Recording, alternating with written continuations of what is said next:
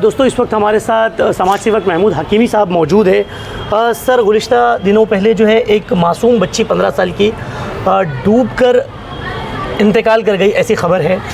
इसके पीछे उनके माँ बाप यहाँ पर मौजूद है। आप खुद शिवाजी नगर पुलिस स्टेशन आए, सीनियर साहब से आपने, देशमुख साहब से बात की, क्या मसला है? क्या असल क्या हुआ कि 4 दिन पहले 16 साल की बच्ची थी ज़ैनब खातून शेख, उनके वालिद हमारे साथ हैं इकबाल शेख साहब। ये बिहार के सीतामढ़ी ज़िला में एक गांव है कोकिलवारा, वहाँ से इनका ताल्लुक़ है और एक ज़माने से लोटस कॉलोनी में रहते हैं आप।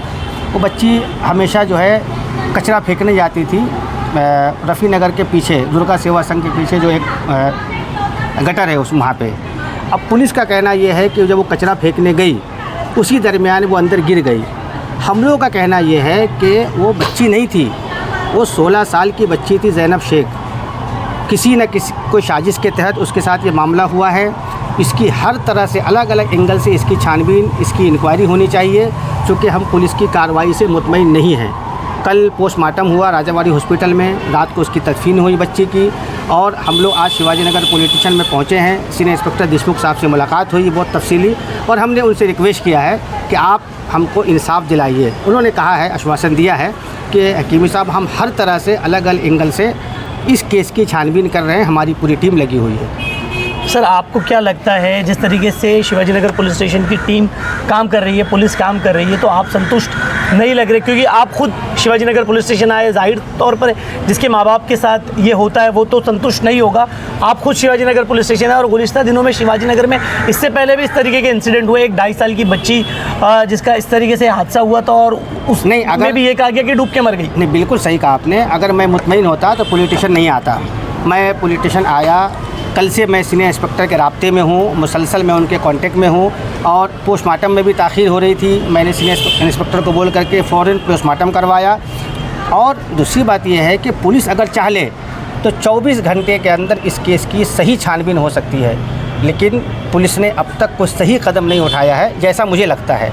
लेकिन आज हमारी मुलाकात हुई है, उनकी बातों से अंदाज़ा हुआ है कि देशमुख साहब अब आगे की कार्रवाई जो है वो सही सिमत में करेंगे। आप क्या कहेंगे जिस तरीके से सब्र के साथ आप अभी इस वक्त है? ये बहुत बड़ी चीज़ है, एक बहुत बड़ा हादसा पेश हुआ है आपके साथ, आपकी एक जवान बच्ची आपके हाथ से चली गई। पुलिस स्टेशन में भी कार्रवाई के लिए आप डिमांड कर रहे हैं। आपको क्या लगता है, किस तरीके से आपको क्या लगता है कि इसके पीछे किसी का हाथ तो नहीं है?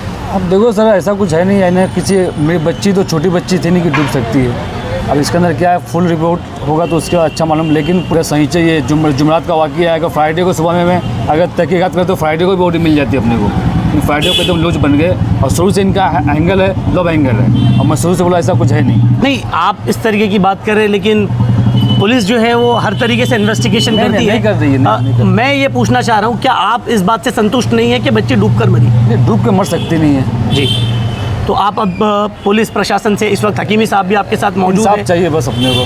कोई देखते अभी रिपोर्ट आएगा तो देखते, रिपोर्ट बोले 2 महीने 3 महीने में आएगा, 2 महीने तक बैठे रहेंगे इनके साथ। देखिए, इस वक्त जो है हमारे साथ हकीमी साहब मौजूद थे, और उस बच्ची के वालिद हमारे साथ मौजूद थे। शिवाजी नगर पुलिस स्टेशन में जो सीनियर साहब है देशमुख साहब, उनसे मुलाकात करी, और उन्होंने आश्वासन दिया कि कठोर से कठोर कार्रवाई होगी, और जल्द से जल्द इसके पीछे कोई एक ऐसा मोड़ ढूंढने की कोशिश करेंगे, सुराग ढूंढने की कोशिश करेंगे। अब तक जो है इस केस की कोई जानकारी हासिल नहीं हो पाई है। पुलिस की तरफ से एडिशनल जो जाँच हुई उसमें ये पता चला है कि डूबकर उस बच्ची की मौत हुई। अभी जो उसकी आधिकारिक पुष्टि अब तक बाकी है, उसकी मेडिकल रिपोर्ट्स आना बाकी है। बाकी देखते हैं। इस वक्त हम सब्र के साथ, एक दृढ़ विश्वास के साथ कोशिश करते हैं कि गोवंडी जैसे इलाकों में इस तरीके के इंसिडेंट वापस ना